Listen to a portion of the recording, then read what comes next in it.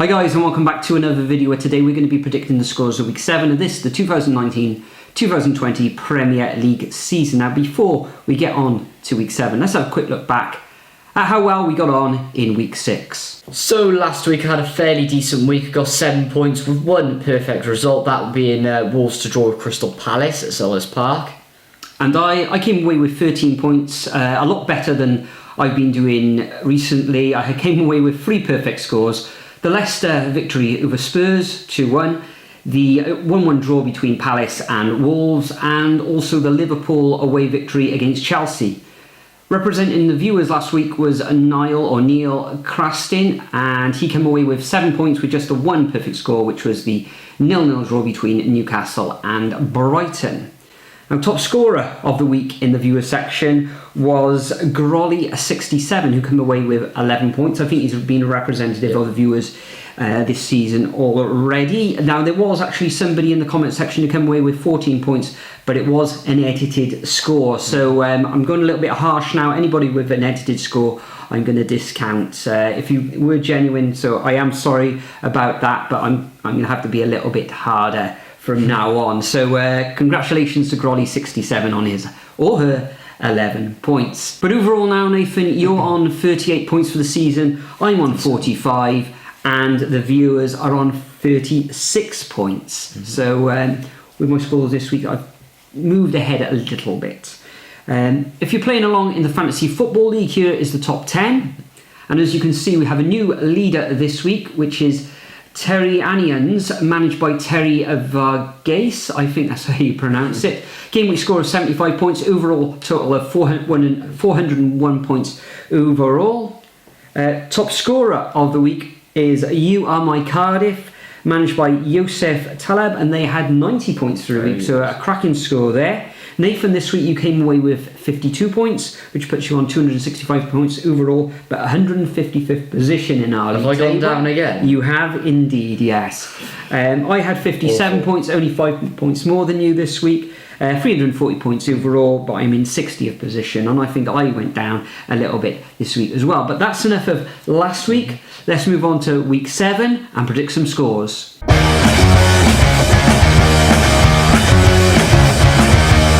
Okay, so first up we have the midday fixture between Sheffield United and Liverpool at Bramall Lane now.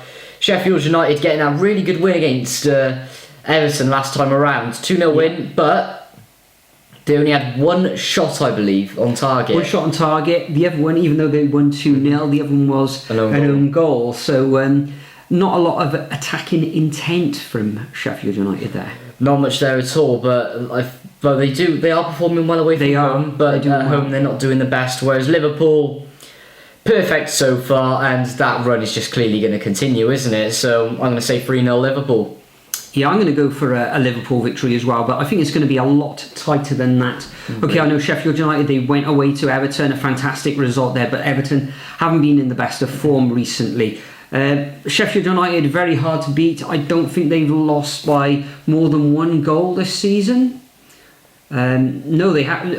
They haven't lost by more than 1 goal. Those 2 defeats coming against Leicester City and Southampton, both at home. So yeah, I do expect Liverpool to go there. Liverpool, fine victory against Chelsea away at Stamford Bridge last Sunday. In the end, though, Chelsea can count themselves unlucky not to equalise in that second half. But Liverpool continue their run again last week, and I think that's going to continue this week. Yeah, I'm going to go for a 2-1 victory to the Reds. Next up, we got the first of the 3 o'clock kickoffs on Saturday afternoon. That's between Aston Villa and Burnley. Aston Villa losing against once again Arsenal last weekend when I think they were 2-0 up in that match, and Burnley having a very good victory last week against Norwich. There was a lot of people expecting Norwich to win that match. I, however, thought that I know they had that victory against Manchester City before, but so often in football, when you get an amazing victory like that, you come back straight back down to earth, and you don't really want to be playing the likes of a team like Burnley. So they brought them straight back down to earth with that 2-0 win. And I think in this one, Aston Villa, okay, they can consider themselves unlucky with VAR and all that sort of thing. So I think this one's going to end in stalemate. If anyone's going to win, I think it will be Burnley. But I think I'm going to go for a 1-1 draw in this fixture. Yeah, I completely agree with you. Aston Villa really need to start getting points on the board now. Yeah, third from bottom, 4 points. Very poor form as well. I mean, they're starting to pick up a bit, but they're still not gelling. The players they're still not gelling for the Premier League. But Burnley going to continue their good start to the season with another point, and I think it's going to be a 1-1 draw as well. Next up, we have 2 teams who have had a fantastic start to the season, being Bournemouth and West Ham United. Now, West Ham getting a very good win over Man United, 2-0 last time around. At Bournemouth, they got that 3-1 victory over Southampton on the Friday night, which was a very good victory as well. This is going to be really tight. But I do expect with Bournemouth strikers being Callum Wilson, Josh King and Harry Wilson, of course, 2 Wilsons, but they will get the upper hand in this one at Vitality Stadium, and I think it'll be a 2-1 victory to the Cherries. I think there's going to be a 2-1 scoreline in this one, but I'm going to go for West Ham. I think they're going to go to Bournemouth and grind out this a 2-1 win. Now, West Ham haven't conceded a goal in the last 3 fixtures. They've only lost 1 game this season, which was that first defeat on the opening day of the season against Manchester City. Since then, though, they've really turned around their fortunes, had some very good wins. They had that win against Manchester United last week, which wasn't a surprise to me. Normally, days gone by, that would have been a surprise, but thoroughly deserved their win against Manchester United on Sunday. In this one, I think Bournemouth have been playing very well. They find themselves in 6th position, they've won their last 2 matches. Okay, it's been against Everton and that South Coast derby against Southampton, but a couple of losses against Leicester and Manchester City thrown into that mix. But Bournemouth scored in every single game that they have played this season, so I think they will get a goal, but I'm going to go for a 2-1 victory to the Hammers in this one.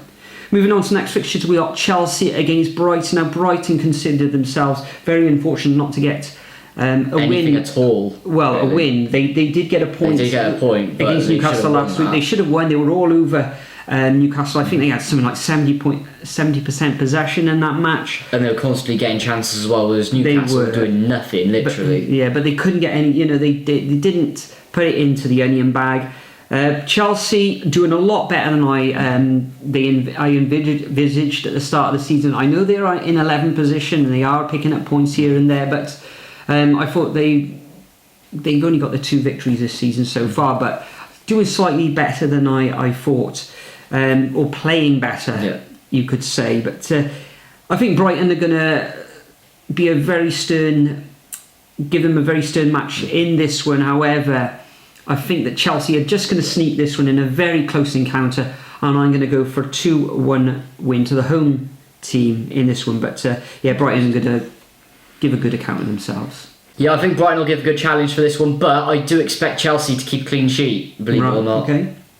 I think they've done much better than I expected as well, but I think they could really press on and try and get as many points as possible that they can this season, but I think injuries will hamper them and they will struggle later on in the season. But I think it'll be a solid 2-0 victory to Chelsea. That's interesting because, Chelsea haven't had a clean sheet at all this season in the league, and they've got injury problems at the back as well. So. Already, which is interesting. But anyway, moving on. Next up we have Palace versus Norwich. Now, Norwich were losing last time around to Burnley after that fantastic win against Man City, and Palace grinded out that 1-1 draw with Wolves, which I thought was a very good result for them, especially with Wolves' team, even though they are in the bottom. I think Wolves scored very late on in that match, didn't they? So. Yes, they did. But this is a really tough one to predict actually, because Palace strong away, whereas Norwich usually strong at home.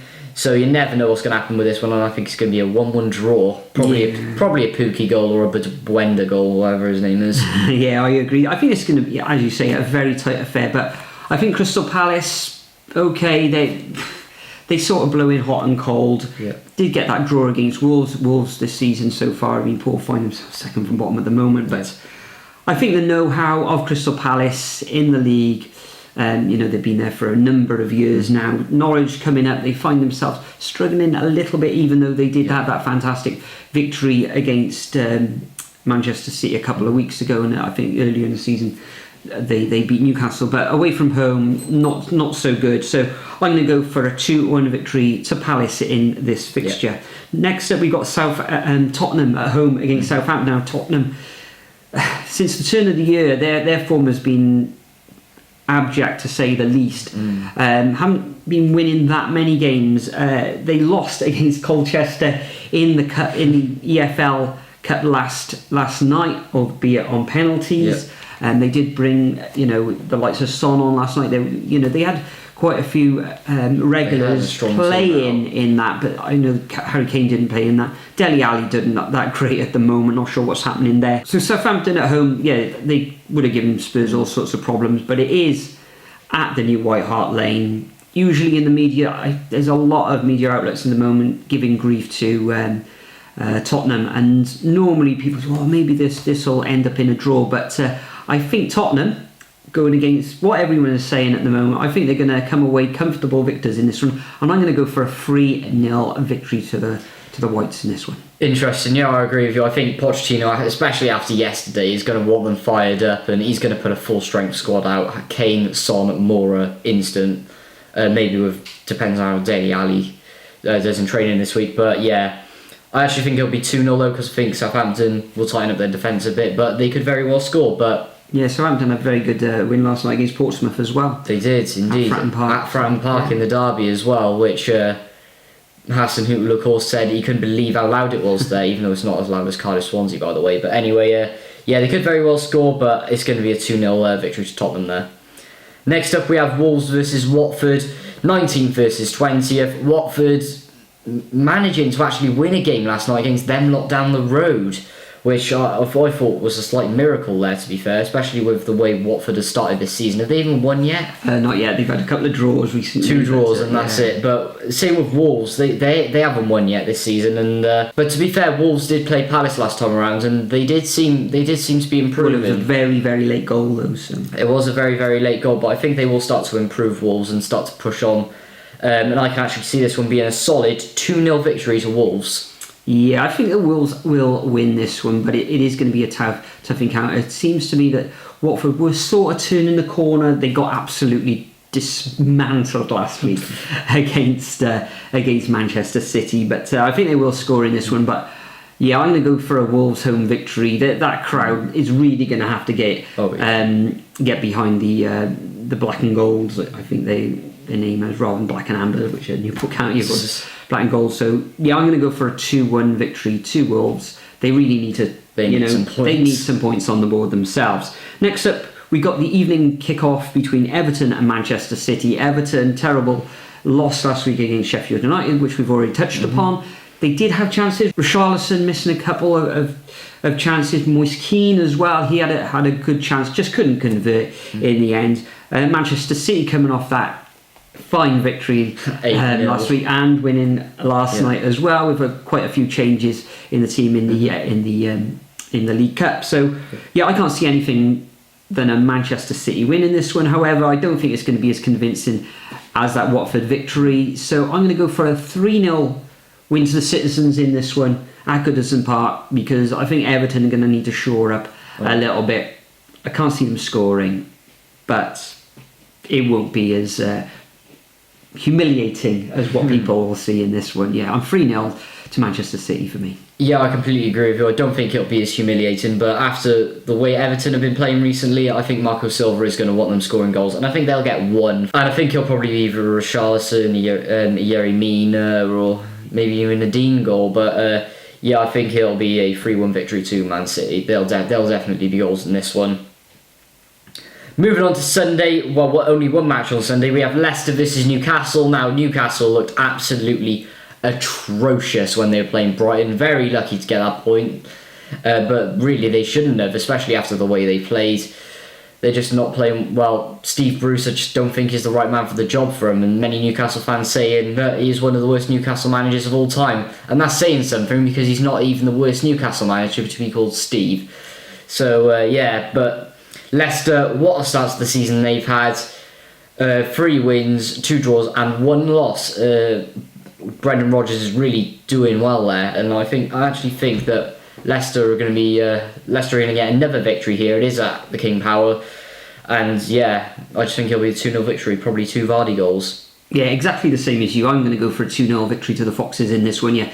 Newcastle last week, blunt up top. They've got Joe Latine, I think it was... Joe Linton. Joe Linton, that's how you pronounce it. I think he's only got the 1 goal this season. 1, yeah. Is that right? I think 1 so. goal. Yeah, a little bit toothless in attack. Almiron hasn't scored either. Yeah, toothless in attack at the moment, so...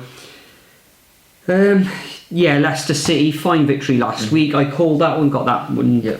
Even though Spurs were cruelly denied by VAR, terrible decision. Disgusting. Really, absolutely terrible. Even though I wanted the Foxes to win that one, it was terrible from VAR.